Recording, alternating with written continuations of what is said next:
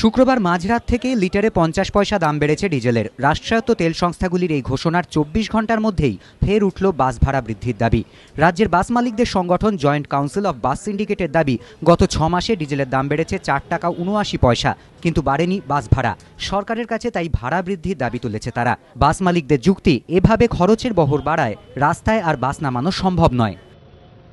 গত নভেম্বর মাস থেকে 16 নভেম্বর থেকে এ পর্যন্ত 7 বার ডিজেলের দাম বেড়েছে।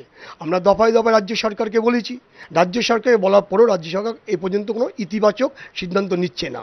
তা গাড়ি তো জলে চলবে না, গাড়ি চলবে ডিজেলে চলবে, ডিজেলের মূল্য বৃদ্ধি হবে, ভাড়া বৃদ্ধি হবে না, এটা হতে পারে না। তো আমরা রাজ্য সরকারকে আজকে আরেকবার বলতে চাই যে ইমিডিয়েট যদি আমাদের ভাড়া বৃদ্ধি না হয়, যদি গাড়ি বসে যায় রাজ্যে বেসরকারি বা যদি বসে যায়, তার জন্যে সম্পূর্ণ দায় দায়িত্ব রাজ্য সরকারকে নিতে হবে।